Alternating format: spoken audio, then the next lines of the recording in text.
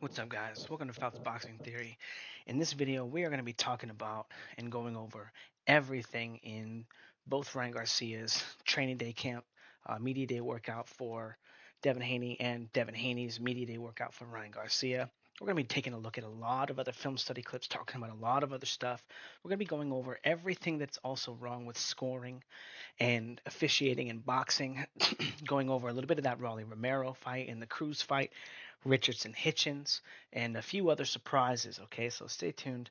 This is a big film study, and it's very important um, because you see people talking about Devin Haney versus Lomachenko, and because Devin Haney somehow got the win in a robbery, that Devin Haney won the fight, that Devin Haney, they use him as an example, right? And it's bad officiating, it's this, it's that.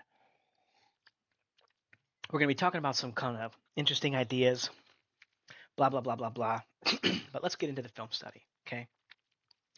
Number one, who is Ryan Garcia training to punch right now? Is he training to punch someone who's 6 inches shorter than him? Why is he punching at this angle? Right, and this is a really common problem. This is one of those problems that Devin Haney or that Ryan Garcia is going to have here in his training. I don't like that little pattern either. Real quick, I haven't really watched these clips yet, so we're going to be kind of getting to go over them for the first time. If you guys like this style of film study, by the way, check out my Patreon. We're going to be watching the Richardson Hitchens fight on there. We've done hundreds of fights, thousands of fights on Patreon. There are thousands of film studies there from all the major fights from all the last few years. Anyway, um, this right here, jab. If we see him catch right here, this jab, I like that he's catching here, and we're going to see that a little bit later.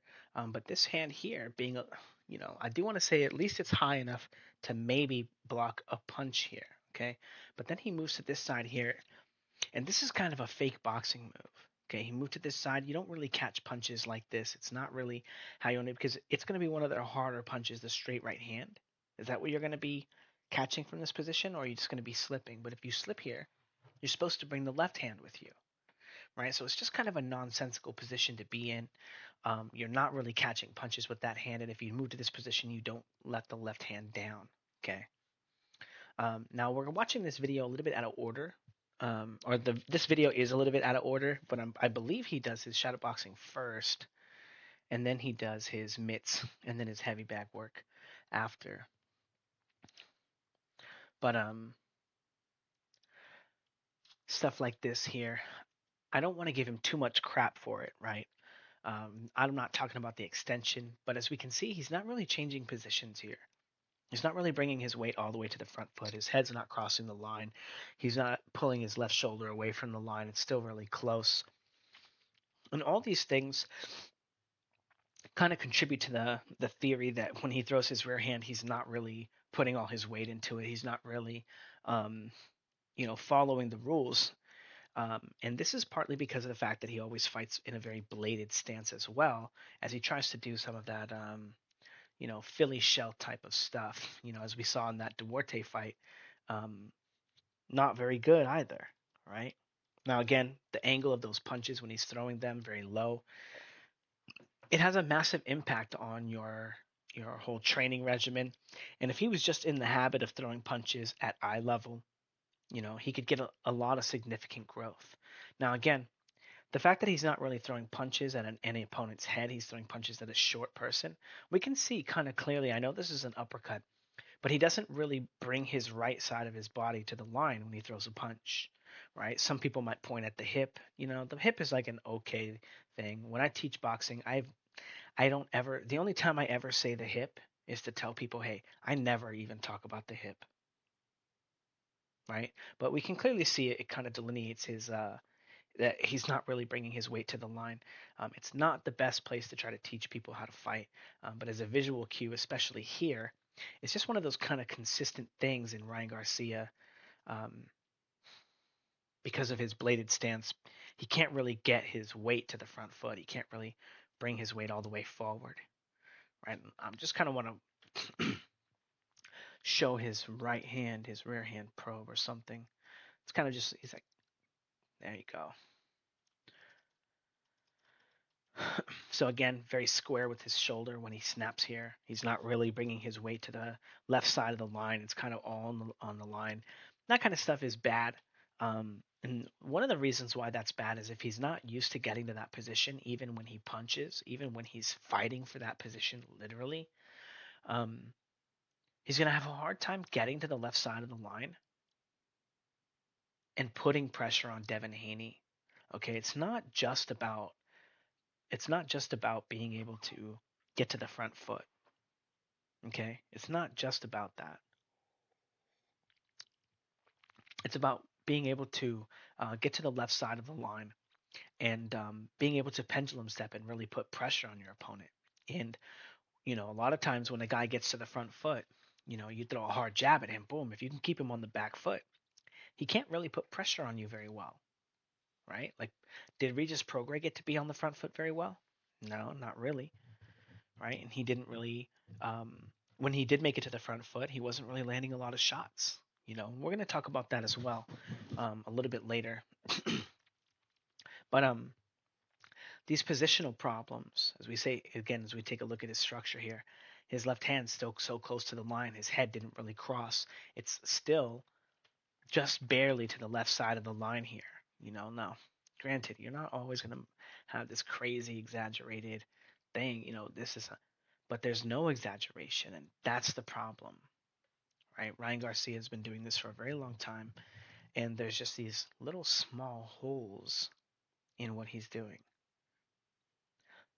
And all those holes are exacerbated when your opponent's faster, as fast as you, right? And Devin Haney talks like a lot of shit about timing. Again, these punches are so low here, they stop him from really crossing the line and following the rules. Like imagine, like I always talk about on my channel, if he's fighting a midget, he doesn't really have to move his head, right? So Ryan Garcia at 5'10" is practicing how to shadow box against someone who's 5'5". Your head doesn't really move that much. It moves a little bit, but a little bit of movement is a lot for someone who's 5 inches shorter than you, right? Just a little bit of movement gets you super far away. Now, he's not that much bigger than Devin Haney. He's like 1 inch or something, right? If that. Um, he does fight pretty tall though, which is good for him. Devin Haney usually fights pretty small, so that'll be like a really interesting dichotomy as well. All right, let's go ahead and get into the mitt stuff here. Now, right away, we see here, ooh, I don't really like that. A little pivot on the front foot here. Pivot, boom, boom. But this is a move that Devin Haney does a lot. And if Ryan Garcia is going to beat that move, he's going to have to see that move. So maybe him and Derek James are practicing pivoting around on the front foot, chasing Devin Haney as he does. Okay, getting to the front foot here. Now, again, when we see these punches here, how far on the front foot or position one is he in? Is this position one very good? This one's a little better. This one's not nearly as bad. Why isn't the shadow boxing that good? Right? Now, I do like that he's practicing getting on the line with the rear hand instead of the jab. Okay? Now, as well as the jab, not instead, but throwing that shot because Devin Haney likes to approach the line with his lead hand down a lot. He likes to be in that fake Philly shell thing too. And if you're fast enough, you may be able to catch him with a straight right hand. We're going to see some clips of that stuff too. Good right hook here. um, and then a little combination there. Hit him with a 2-3. Now a little bit of chasing here. Jab pendulum here. Not a lot of head movement unless he's punching though. No. Excuse me, guys. These moves are not free, and we can see that he's moving through his line with those pendulum steps with near reckless abandon. No control over the line, not really blocking, able to block, a right hand if he were to pendulum. And this is the exact move that Regis Prograis does right in front of Devin Haney when Devin Haney drops him. This is also the move that Errol Spence does when he moves around Terrence Crawford and gets knocked out. Okay. Now it's not a coincidence here that Derek James is the coach and he's teaching him a very similar thing. It's not a coincidence at all. The way that that Derek James times his attacks and stuff for the pendulum steps and the movement and the chasing. You know, it's it's very like little kid boxing like. Like if this is your day one, like great mitt work. Like no offense, Derek James, but like these patterns, you don't just get to do this move in front of someone. Jab, pendulum, pendulum, pendulum, pendulum. It's not free, right? It wasn't free for Errol Spence. Now, I do like that he'll kind of be moving around, and let's take a look, see if we can find another little sequence where he does it here. Now we have a lot of clips to go over, guys. You guys can probably tell by the length of the video.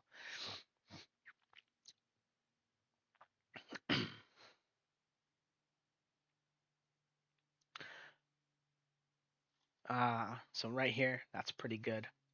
So he's going to slip to the front foot here, and he wanted a left hook here, right? Devin Haney does this thing sometimes, kind of this fake boxing thing where he'll try to put some fake pressure on you, and he'll just kind of put himself in a similar position like he's about to throw a left hook to the body. And he'll kind of just leave his head there for a minute. Sometimes he'll throw the shot. Sometimes he won't, but it's a position that he'll put himself in that doesn't really have anything to guard it. He won't always throw a right hand to get there.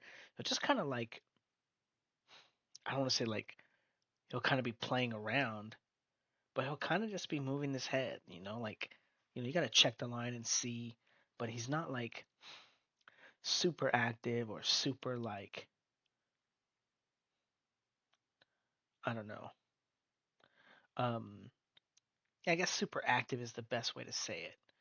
He just kind of gets stuck in that space, and I like that Derek James is kind of getting him used to seeing that little position here, and throwing these left hooks on the inside here. I think that's kind of cool.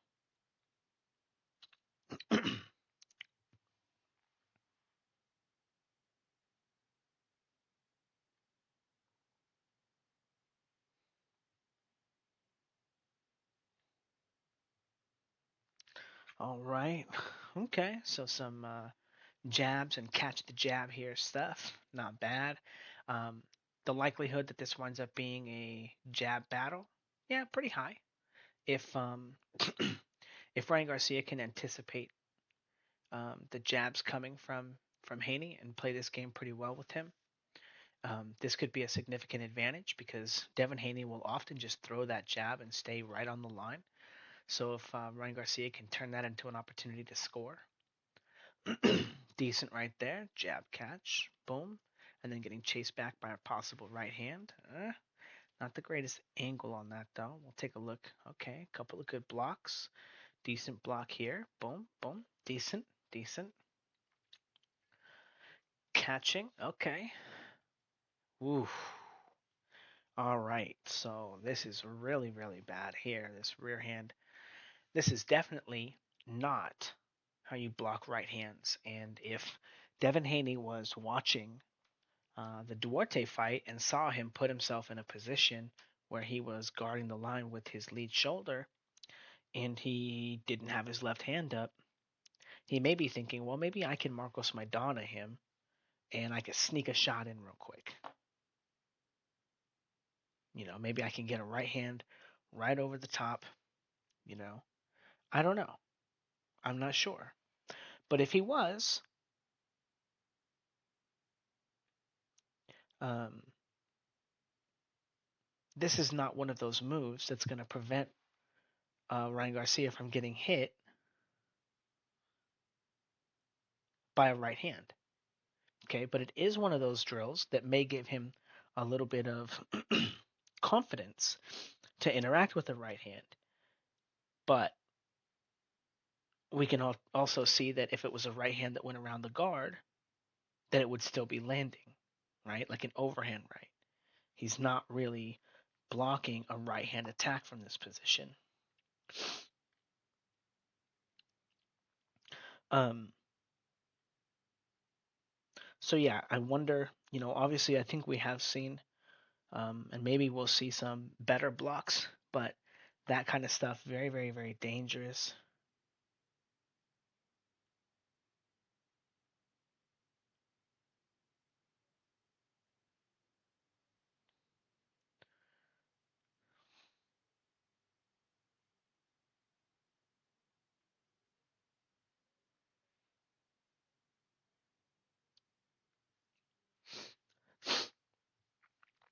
Mm-hmm. Terrible block. Absolutely terrible. Again, if you start reaching for shots, and especially if they wind up being um, rounded punches and you think they're going to be straight punches, very, very, very dangerous to do that. All right. Now, that's the jab right there. He's jabbing and he's moving his feet right after. And you can kind of clearly see that that's that very, very dangerous thing that um, Errol Spence used to do as well, probably still will do. Um, but immediately moving your feet after the thing, but toward your opponent, and not particularly even looking able to block or defend those punches or anything like that.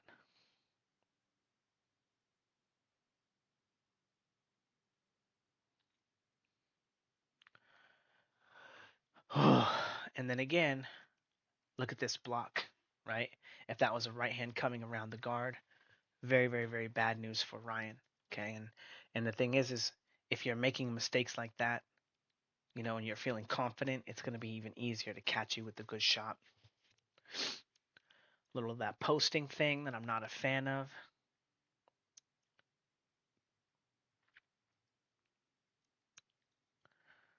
A little bit of that, maybe preparing him for that inside fighting that Devin Haney likes to pretend he does. He'll kind of get really too close for too long. Now again, I just don't think that what he's doing. Okay, that wasn't bad. Bop, block. Again, look at this space here. Look at all that space here. A right hand around the guard is going to be very effective. Now, even if he gets rocked or if he gets hit, if he can come back with a left hook that's like a killer shot, maybe he can still discourage Ryan Garcia or Devin Haney from throwing those shots. Um, but okay, decent parrying the jab. Terrible, terrible block again. Parries the jab. Terrible block. You can see there's a huge, huge, huge, huge space there. And then parrying the rear hand again. If this is an overhand, if any of these are overhands, right, he may find himself in a little bit of danger. All right, moving on. I think we've seen most of the mitt work. What's going to be happening again? This circling here is not for free. It's still very, very dangerous to do that stuff in front of a guy who's trying to hurt you. So circling this way, jab, taking a step this way into a right hand. I think he did that twice. So he's trying to get Devin Haney to circle him that way. Jab, boom, plant. Jab, plant, pop, pop, pop. And off of that circling to the right. It's not a bad idea, but that's just not the way that it works.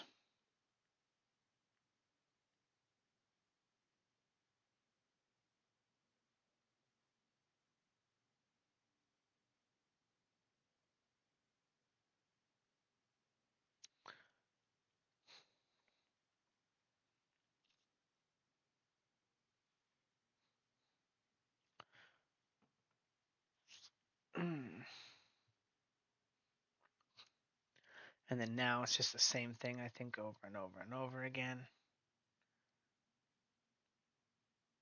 If Devin Haney moves onto that front foot to attack the liver and then winds up walking into a 2-3 right there, might look pretty good. Ooh. All right, throwing some heaters now.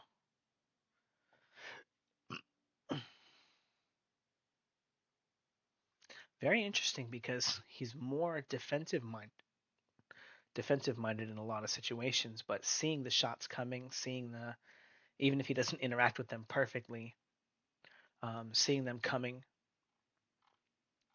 is pretty good. All right, now a little bit of heavy bag work. Again, pretty punching pretty low on the bag for some reason. And again, he could get so much more value out of so much of the stuff that he does if he just trained to fight people who were not 5'2", you know.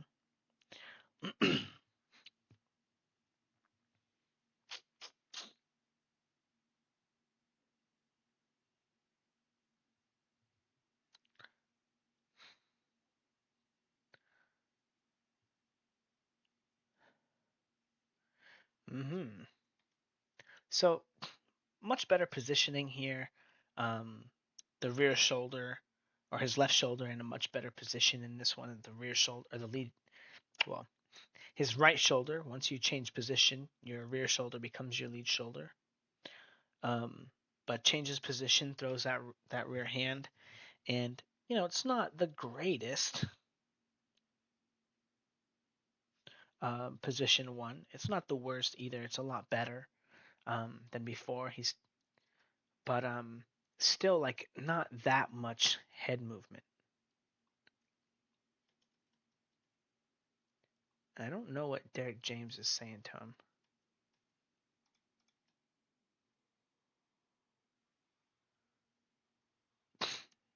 He's mumbling some nonsense. I don't know.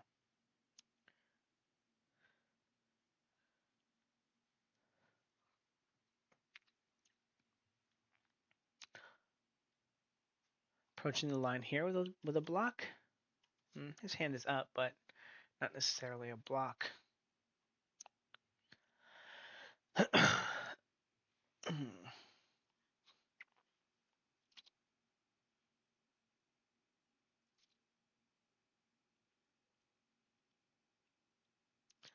Again, a lot of his work centered on fighting a guy who's really small, right? And one of the things that we want to avoid, right? Because he's not really again changing positions very well. He's very square here.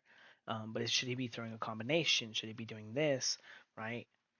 You know, I'm not saying like this is all bad, but there's a time and place. There's a, and it does look like um, it's one of those consistent things where he's just not bringing his weight across the line or off the line, and it's because he practices so many of his shots so low, he doesn't really have a way to exaggerate it. Now, see him bouncing kind of across the line and then bop, and then he's gonna bounce across the line, boom, boom, boom. Now, Devin Haney is going to be trying to stop him from doing this, right? Just bringing his head to the line.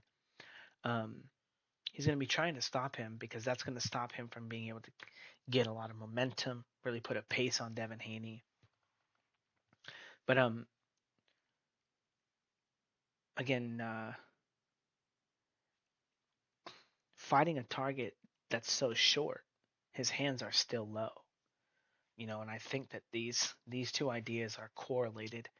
That the fact that he's boxing a target that's low, like if this is his target and his opponent had a jab, well, here's his fucking head. Here's his jab glove. Look, is it up? Kinda is, right? Anyway, again, I just think he's attacking like the wrong part of the bag for the most part. A lot of his representation of what he should be training, I think, is just a bit off, and it translates in the fact that he fights like he's always fighting a shorter guy, you know, and that's again another one of those really interesting things because he's just moving up in weight, right? He's fighting guys, who for the first time on average are going to be as big as him, so I think that's pretty interesting.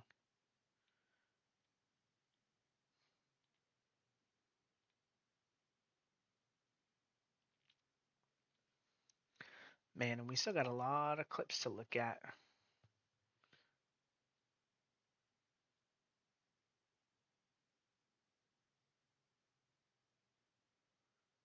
No head movement on any of those.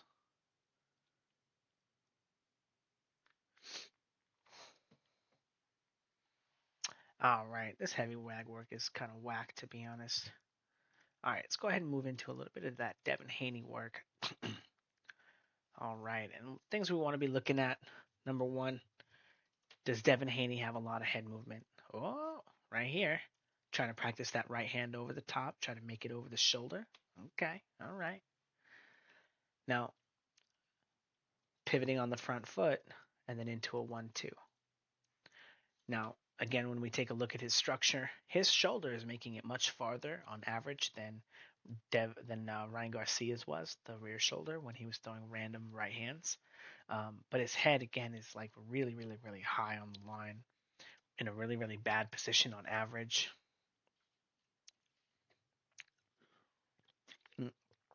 Ryan Garcia's promoter. Now, real quick, he sees Oscar De La Hoya, and all of a sudden he starts throwing real punches and going real fast.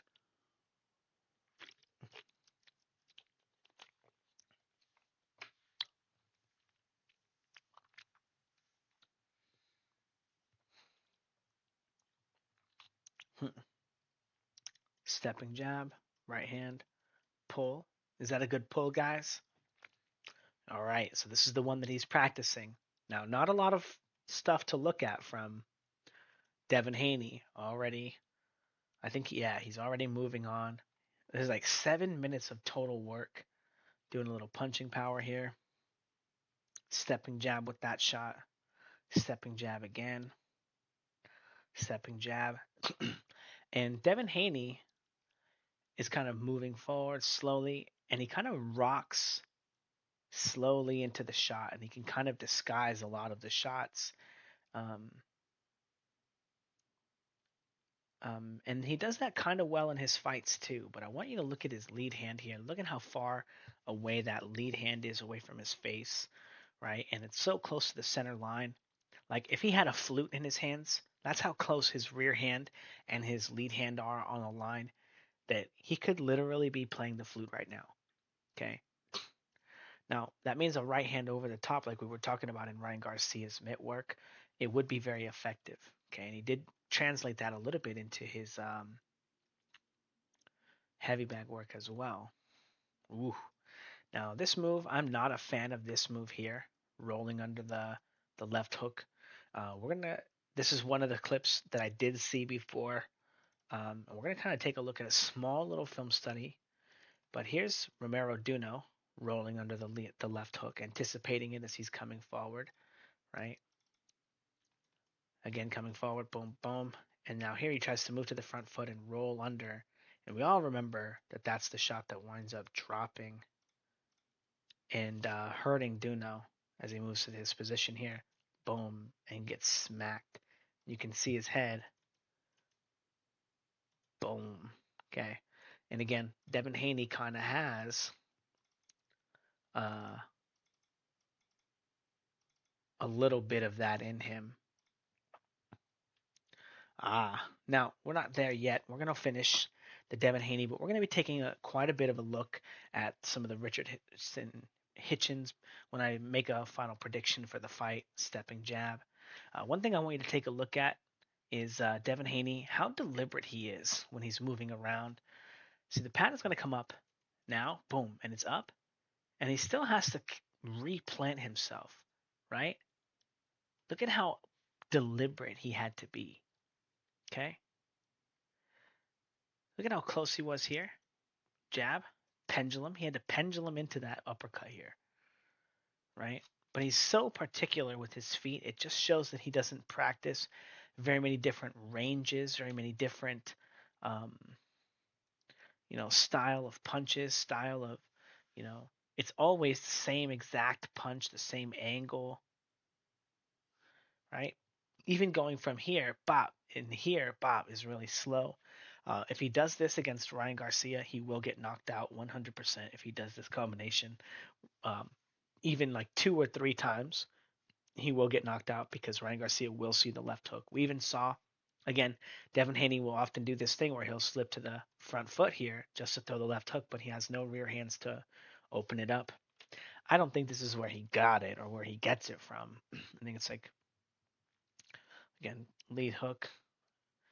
That was a little bit of that example of that pivot on the front foot here that's really bad.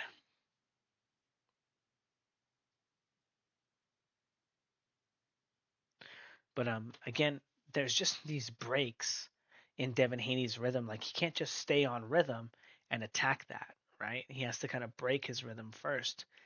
Even here, boom, boom, boom. It kind of looks like he kind of double pendulum steps here, right? Like he had to move his feet twice to get them into position.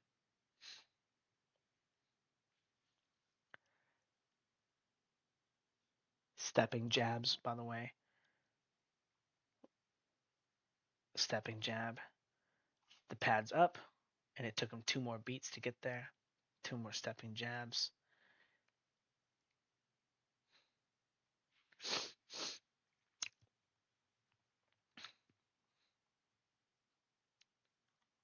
Okay, guys, get back to work.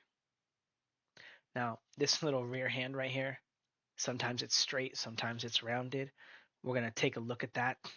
Look at Devin Haney kind of give him a little bit of tap, tap, right? So he does do that in his fights too. But again, look at how much time it takes him to get set to throw these shots. You know, boom, boom, roll, pendulum. Why did he have to pendulum here, right? Is the other guy moving? I guess he does kind of move a little tiny bit. Um, but Devin Haney didn't need to move, and seeing all that extra little stepping footwork, the extra little pendulums, jab, step back, hook, bop, bop, bop. Terrible, terrible drill. Don't ever do that. Absolutely horrible. Boom, boom. The guy spins, turns. Again, that's the move that Ryan Garcia was practicing. Is Ryan Garcia practicing it because Devin Haney's practicing it? Is Devin Haney doing more practice or practicing it because Ryan Garcia practices it? I don't know. But again, look at how long it takes him to really. He just feels so slow, and his hands are not slow. It's just that his feet are slow.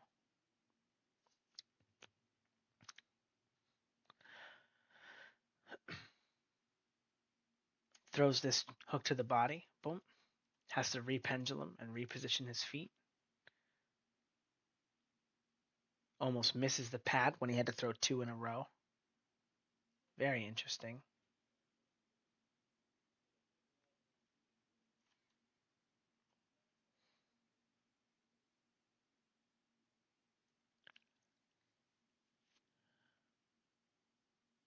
And again, this is one of those moves that Devin Haney will just do. He'll just sit in front of a guy, slip to the front foot here, kind of be playing around and throw a left hook to the body.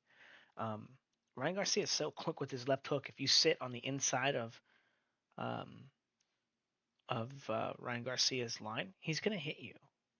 That's not a safe place. So it's going to be really interesting to see what Ryan Garcia, or rather, what Devin Haney thinks he's going to get away with um, standing in front of Ryan Garcia, because Devin Haney doesn't really have that good of a defense. Okay, we're going to be talking about that, um, but one of the things that Devin Haney will do now, again, bop bop, right hand rolling under the hook. Look at his head. Look at how high his head is right here. He's not really bringing his head low. He's gonna be susceptible to that left hook. Romero Duno got clipped. Devin Haney's fast, but I don't think it's gonna be fast enough off that move. But one thing I want to talk about is, um, Devin Haney. One of the biggest problems in boxing is that people just don't understand the rules, and you know, it leads people who don't understand the rules and watch the fight to think that something is part of the rules. How many times I get someone come to my channel, Sweet Pea Pernell Whitaker is the best defensive fighter of all time, and he ducked below the waist. First of all, who who says that?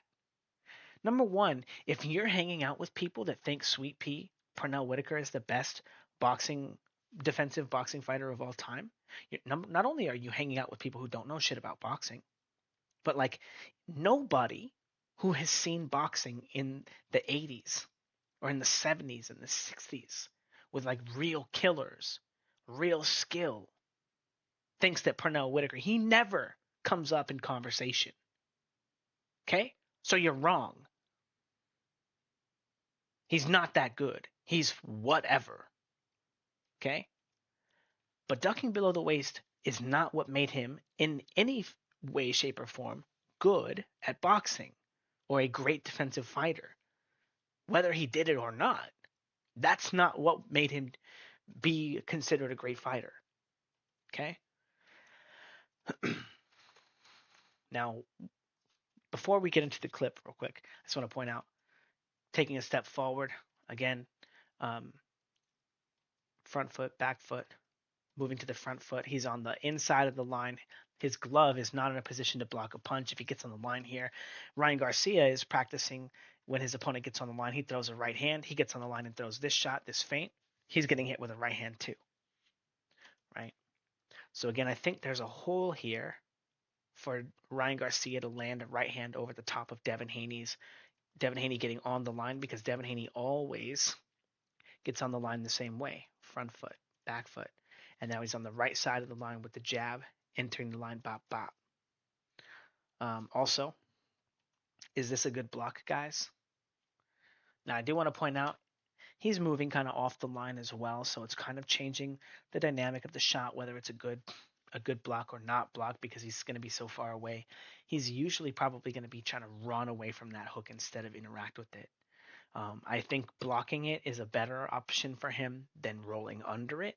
And I think, interacting with it correctly, making sure you keep that hand up when you exit the line is probably the best way. If he can do that and he's pulling away from that left hook, I think you got to pull out all the stops and not even worry about trying to counter Ryan Garcia's left hook, but just try not to get hit by it. Now, again, that's all the clip we really have of Devin Haney, unfortunately. But we're gonna go into this Richard Hitchinson stuff. Richard, I don't know this dude's name, dude. You have a stupid name. You have a stupid name, and you have a stupid. Oh, I got the W. You're a retard. Number one, you got the W in this fight, sure. But if you have to fight Subriel Matias next, number one, who wants to see that? You just got beat up by a guy who I wouldn't consider half as good as Subriel Matias. And now you're going to go fight that guy? Why? Number two, Pitbull Cruz. Do not go fight Subriel Matias. I don't know which one it is. Screw you guys. Who cares? Pitbull Cruz. Do not go fight that guy. Make Devin Haney fight him. Make Teofimo Lopez fight him. Make Josh Catterall or Josh Catterall's going to win that fight. So Josh Catterall fight him. We should not be forcing the only two punchers in the division, Teo's a puncher too, to fight each other. Make Shakur Stevenson fight him. Right? It's a good fight. But there are plenty of soft scrub fighters in boxing that get passes like this clown. The other guy who actually won the fight is going to have a massive hindrance in his entire career. He's going to have to go out and fight someone who's actually a hard fight in his next fight to get clout. He's going to have to take a fight that nobody wants after winning a huge fight and getting robbed. Now, again, this is the biggest problem in boxing is people don't know the rules. People who aren't fans of boxing, people don't know shit about boxing. But number one, if you duck below the waist, now number one, his head is like at the waistband, yeah. Is this boxing? Ducking below the waist here? Hardly. It's like on the line. But what about this, you guys? Where in the rules, when people decide that they're going to pretend like they know what boxing is, and they want to say it's part of the clinch? Who says that? This is not clinching. He has both of his arms completely wrapped around the guy's body. Okay? Now check this out, guys. I don't know if you guys have ever seen this, but there's a reason you're not allowed to grab people by the waist. Okay? Here's Mayweather versus Castillo. Okay? Grabs him by the waist. Look at Mayweather trying to get away. Okay? This is extremely, extremely important because this is why it's illegal. Okay? Now, most of the time, we see it used in the opposite way. But Castillo, literally, right? Mayweather literally cannot get away from him. Okay? Now, normally we see this used in the opposite way, where the guy's trying to spoil the fight against the guy who's coming forward. He goes under, grabs the guy by the body, and now, just like Mayweather found out right here, he can't get away. So the guy who just got grabbed is not going to try to get away. He's going to do nothing and wait for the ref to come over. Functionally allowing the guy the guy who uh, did the holding to essentially call timeout. Hey guys, timeout. I don't feel good about this position. My opponent outboxed me here. I don't know what to do from this position. Hey guys, whoops. Right? Is that part of boxing? Well, let's see. What about this? Jab, jab, okay, all right. Comes under, grabs him. Is this part of boxing? Obviously, Hitchens is bigger than his opponent, so just grabbing him, spoiling the fight. And the sad thing is, the guy winds up winning the fight, right? Oh, he just went from spoiling and holding to punching the guy in the head. Now he's fouling and cheating. Ducks below the waist, tries to grab. Oh, still gets hit. All right.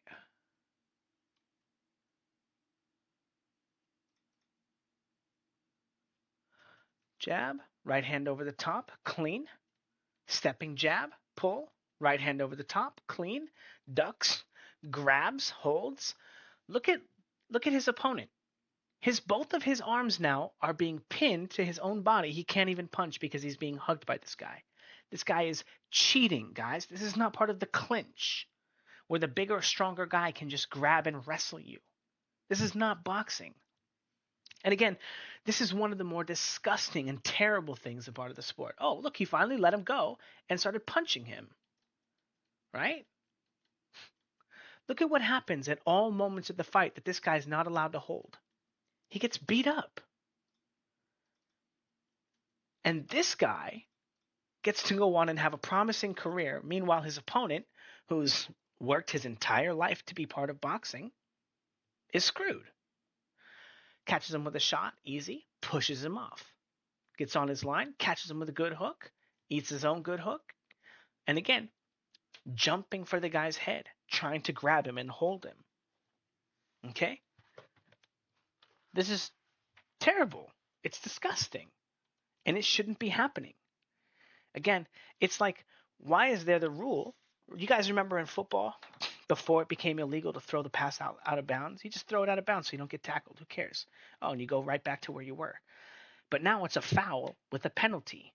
But before it was just a foul, and people just knew it was cheating, and it's like, well, it's the most efficient way to play. Is this the most efficient way to fight? Well, we got a lot to talk about still.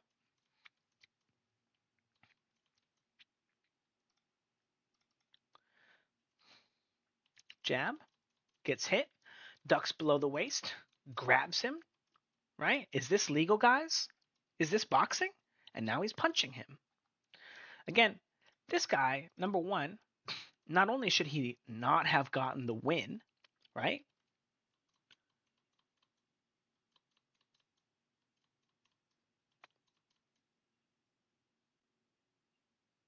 But likely he should have gotten knocked out.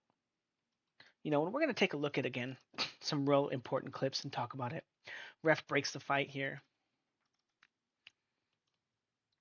Gets on the line, catches him with a shot, ducks below the waist. Again, whenever you guys ever on the mitts do this move here. This is what this guy does, right? And remember, he like mostly did okay in the beginning of the fight, right? He was like, okay. He didn't do too bad in the beginning of the fight, early. But as soon as he starts getting tired, as soon as he starts getting outclassed, as soon as he has to interact with someone who can go first against him, right? Because Richardson Hitchens, I think that might be his real name. His name is my name too.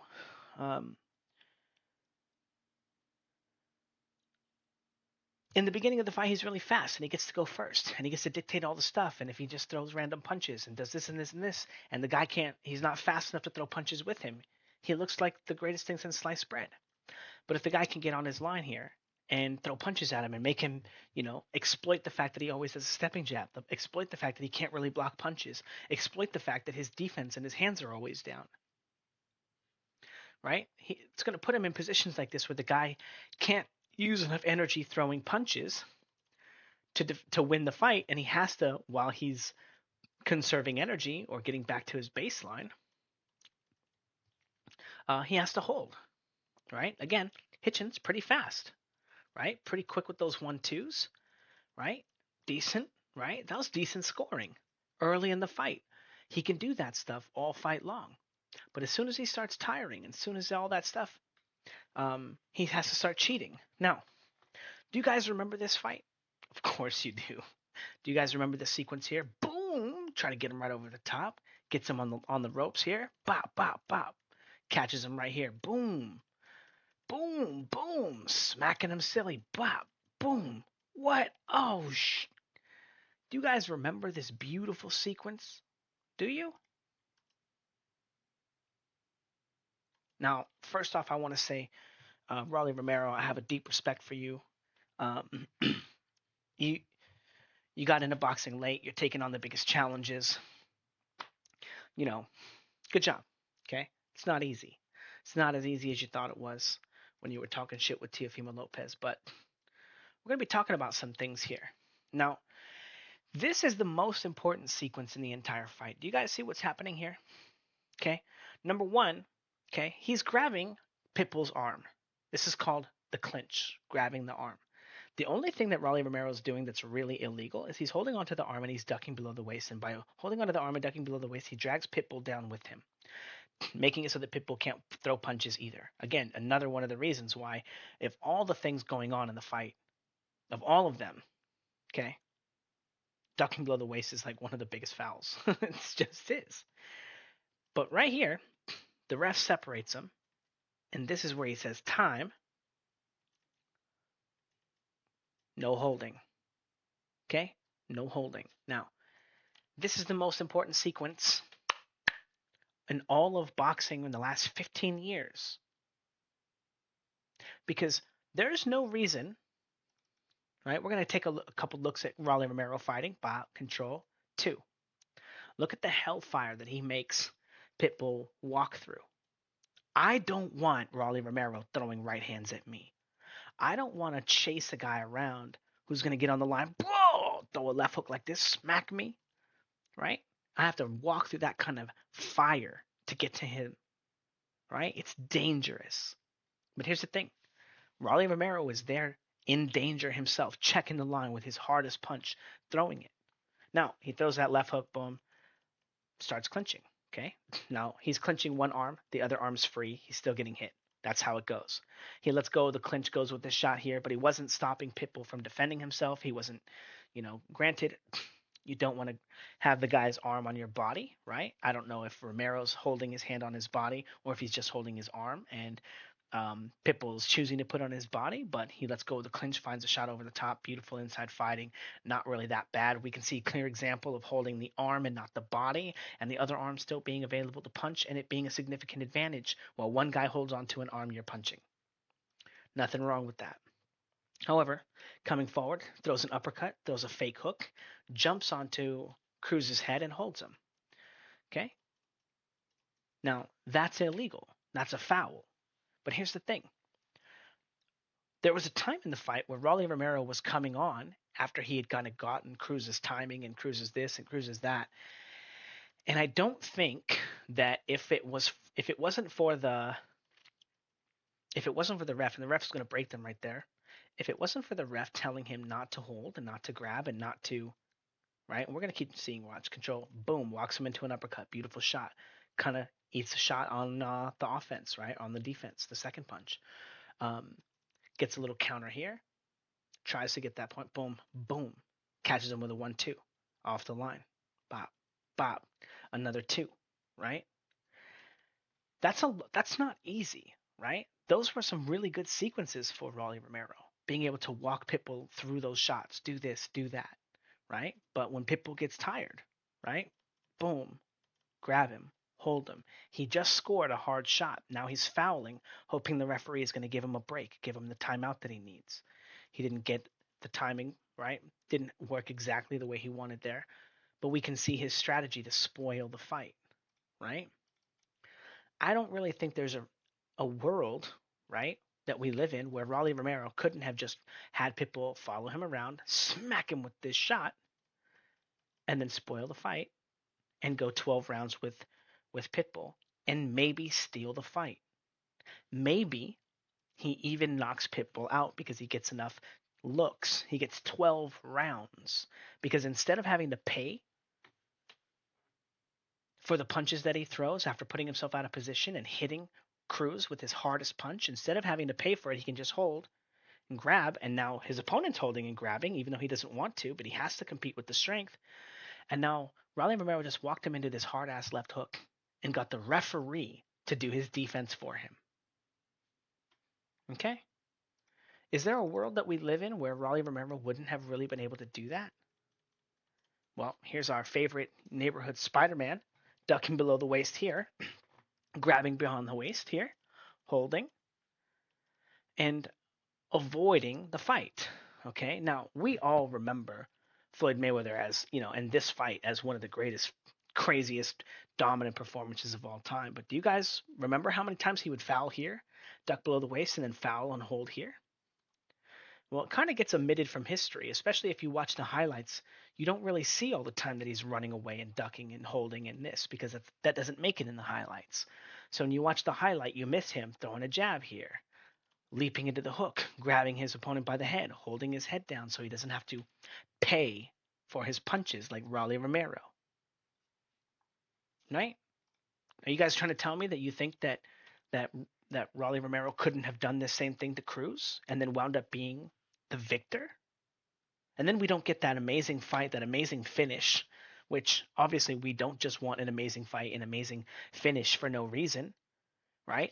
I don't necessarily want to watch Arturo Gatti versus Mickey Ward 9. I don't care. I don't want to watch two low level, low skilled fighters beat the hell out of each other for no reason. Okay? But what I do want are the best fighters winning the fights and moving on, and the best fighters being forced to have the best skills because they're constantly competing with the other best fighters, right? And if you can't throw a punch and defend your punch, control space, and use some responsible defense after you throw a punch, well, every punch that you throw better be hard enough to knock your opponents out and win the fight, right?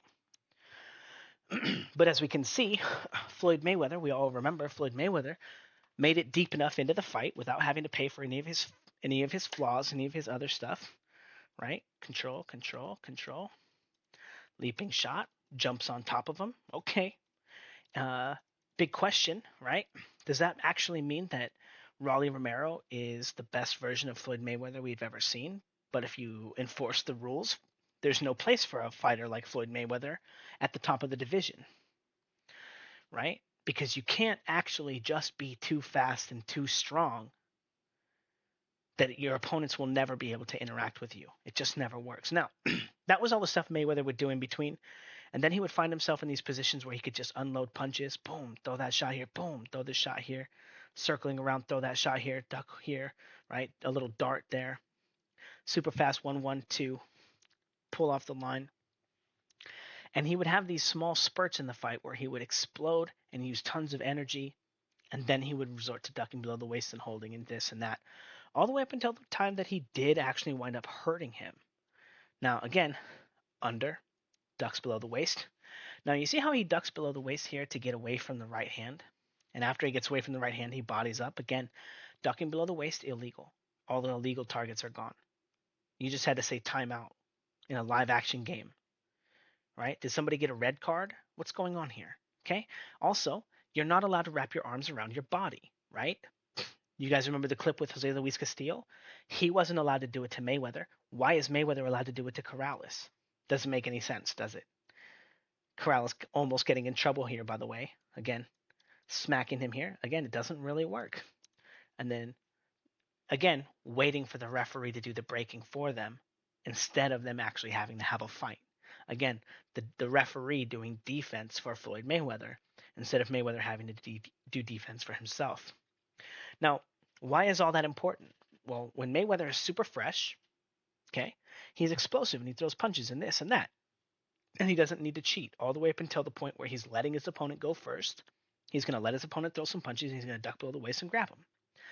Devin Haney also looks similarly good and fast and explosive at the beginning of the fights. But because of his lack of defense, because his hands are always down, and we see his hands down, leaping three here, right? Right? Very explosive, throwing lots of punches.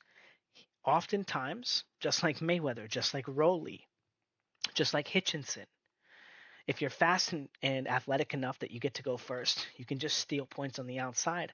And, a lot of times these guys are hoping that that's going to be enough their whole career, right? Just flood the line, throw some random stuff, tap, tap, tap, tap, right? Good defense. Is his chin guarded? Are his hands up? Is he have an active guard? Now, this is that right hand here, and take a look at the structure that Jorge Linares finds himself in. If this was Derek James, this pad, right, would be here on his forearm, and he would be making Jorge Linares feel really safe in this position by touching him on the forearm instead of actually trying to hit him in the goddamn head. And we can clearly see that the structure is the same between Ryan Garcia and Jorge Linares, and Devin Haney is able to land this shot around the guard. This is that right hook that he was practicing on the punch pad. Again, it's a move that he practices. This move, okay, I would think on average would normally not be that dangerous for Ryan Garcia, simply because of the fact that if a right hand came at him, he'd probably just run away. But if his coach is making him think that he can block that punch by putting his arm in this funny L-shaped position with this huge gap, like where it's blocking basically nothing, he's going to maybe walk into a right hand from Devin Haney. Now, Jorge Linares was fine. Devin Haney lands this punch quite often, and his opponents are fine. Okay, so it's a very, very, very important idea. Now, again, Devin Haney, low hands, right? Makes it to that front foot position through no punches. And I only included this clip because here he is trying to roll away from the left hook here, right? Using his head movement, slipping to that front foot into a position where he didn't even throw a right hand. He didn't do this, didn't do that. He just went there for no reason. And then Linares throws a right uppercut there, and then this left hook and kind of touches him. And then Devin Haney tries to leave and throw a left hook. And again, look at the position Linares is in. Look at the position that Devin Haney's in. If this was Ryan Garcia, is Ryan Garcia throwing in yet another left hook? Again, Devin Haney putting himself in this kind of zone here. I'll designate this zone here. This is Narnia. If you're in this position and you didn't get here by punching and you don't have your guard up, because he doesn't even have his right hand up to block punches, you're in Narnia. You're lost. You don't know what you're doing. Unfortunately for Devin Haney, again, like what we're talking about, he's usually the faster, stronger, um, um, the quicker guy, so he doesn't wind up in positions where he's eating punches. Okay, but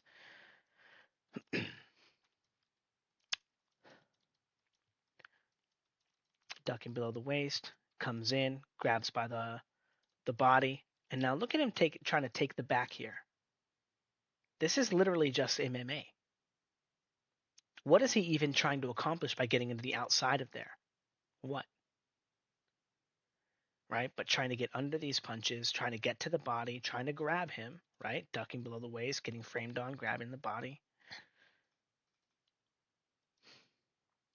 But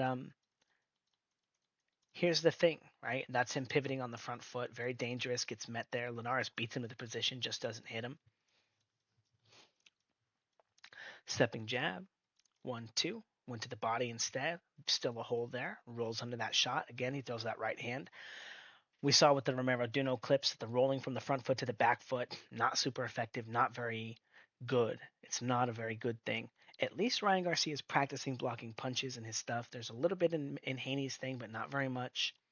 Tries to grab and hold immediately. Tries to foul after trying to grab and hold, wrapping his opponent up to the body, still tries to hit him after fouling, right? Again, all that stuff is illegal, okay?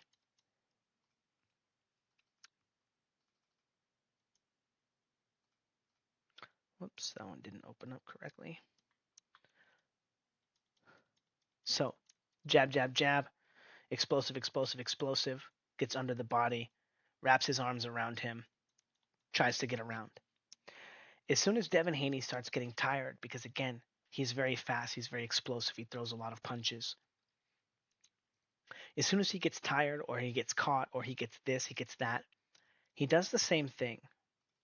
He stops throwing punches as much. He doesn't use good defense. He ducks below the waist. He relies on ducking below the waist and trying to grab and hold. Okay? Now, what does the fight look like if you're not really cheating and ducking below the waist? Well, here, he ducks below the waist, but he doesn't come up and hold. He gets hit with a left hook here, comes up with a punch in Narnia, and gets hit with another left hook here. If Devin Haney doesn't spoil and isn't allowed to hold and grab Ryan Garcia's body, which no one should be allowed to even one time because it's cheating. It's cheating, guys. It's not like foul, like just frowned upon. It's a foul. It's cheating. But when he comes up, he still winds up getting hit. And if he's not allowed to cheat and chain his fouls together, because of the fact that Ryan Garcia, very similarly to Jorge Linares, is fast, right? He's going to go first, right? He's going to catch Devin Haney when his hands are down and when he's moving through these bad defensive positions, right? Just like Lomachenko was able to catch Devin Haney in transition and moving from position to position and flood the line and hit him. And the reason this is because Devin Haney's defense is bad. And as soon as Devin Haney starts falling behind, as soon as he has to use too much energy to keep up and maintain the fight, he's gonna start fouling. As soon as he gets hit and hurt by by Ryan Garcia, he's gonna start fouling. Again, moving away, throws this two to the body. Again, this is one of those ones that I wanted to include. He's gonna take this step here. It's down, boom, two, and he throws a three, gets hit with a three here himself. Okay, and again, I think this is a very, very, very common thing that's going to happen to Devin Haney. Again, I think he's just, because he's so bladed, because of the way all that stuff, he has to get in a position to throw his rear hand. Now, at some point, right, again, leaping shot, when there's pressure on him, puts his hand on top of him, holding his head down, tries to wrestle and grab his own, even with the opposite hand, the right hand, after the left hand's already on, he's still reaching for his body. Again, Devin Haney is going to wind up resorting to this stuff as soon as Ryan Garcia puts pressure on him, as soon as Ryan Garcia is good enough to guard the line, control those jabs, and put pressure on Devin Haney. Devin Haney is immediately going to be ducking below the waist. He's immediately going to be resorting to these fouling tactics because Ryan Garcia likes to throw, I think Ryan Garcia likes to throw a lot of punches. Okay? All right. What the heck? How did this get in here? Oh my goodness. Devin Haney, you did MMA as well? That's so crazy. Jab. Right hand comes. He ducks to get under the right hand, grabs him on the body. Takedown. Beautiful. George St. Pierre, this is beautiful. Okay, gets under the right hand. Boom, gets to the body. Boom, takes the back. Okay, Devin Haney, good job. I love it. Okay. These are wrestling moves, guys. This is grappling. Ducking below the waist and putting your hands around your opponent's body is grappling. It has zero place in boxing. And if Richardson Hitchens is doing that shit, it's a foul. Now here's the thing. Who wants to watch that guy go get beat up by Subriel Matias? Who? He's not ready. It's going to be the worst thing to happen to him ever. Sure, he gets paid to fight for a world title. That's great for him, but he's going to get the dog shit kicked out of him. Okay? And now, the guy who actually won the fight, who probably should go fight someone like Subriel Matias, he doesn't get to because he lost. So his career stalls out. Ridiculous. So anyway, Ryan Garcia, um, I'm the worst thing in boxing, the cheating, the ducking below the waist, the guy who doesn't deserve to win the fight winning the fight. Now, Ryan Garcia has been showing a lot of like what people are calling like mental problems and this and that. And do you guys remember what happened when Teofimo Lopez showed mental problems? Well, somehow he lost his title to uh, George Kambosos, right? Which was nuts. How did he wind up losing that fight? Wouldn't you just, on average, guess that the guy that's like the big star, the guy is gonna win it when it's close like that? because he already had the title. He's like this, but he's not really a company man, right? He's not like saying, "Oh, Top Rank, I love you," something, something, something, whatever.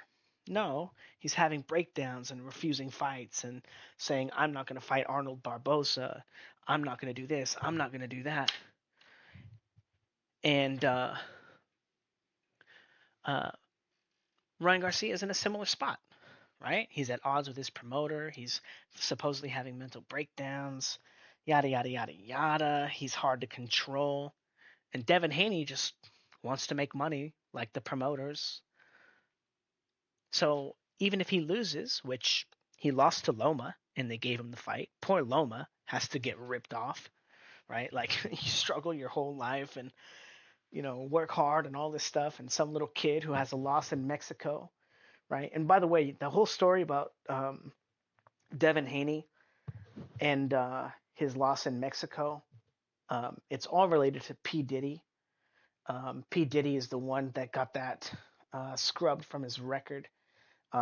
So he didn't have that loss on his record anymore. P Diddy paid off all those people in Mexico that watched it, that were there live. And all Devin Haney had to do was just this one little thing. No, I'm just kidding. But who knows, right? Who knows?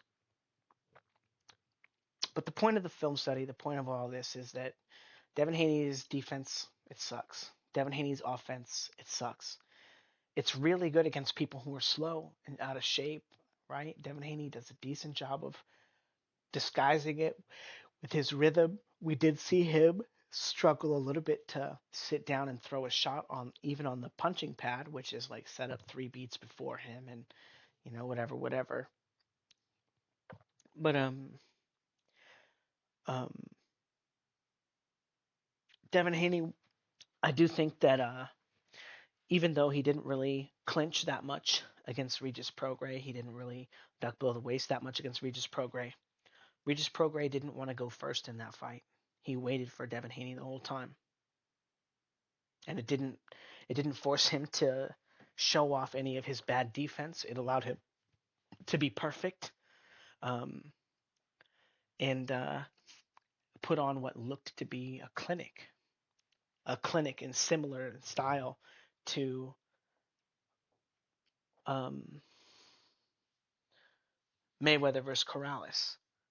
Even though Mayweather versus Corrales, he still had his, you know, quite a few fouls, quite a few, illegal moves. It was a knockout, so people are just like, whatever, he got him, good. But that kind of stuff doesn't show up on the highlight. People aren't calling it out.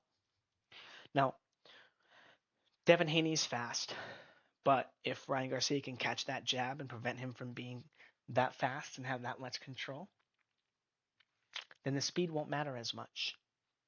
And that means that Devin Haney or Ryan Garcia will be able to get on Devin Haney's line. He'll be able to force him to grab and hold and foul. He'll be able to force him to duck below the waist and foul. He'll be able to force him to make it a wrestling match. And if Ryan Garcia doesn't cave and doesn't fold, and the referee does his job, and the referee makes sure that Devin Haney has to follow the rules, unlike in the Richard Hitchinson fight,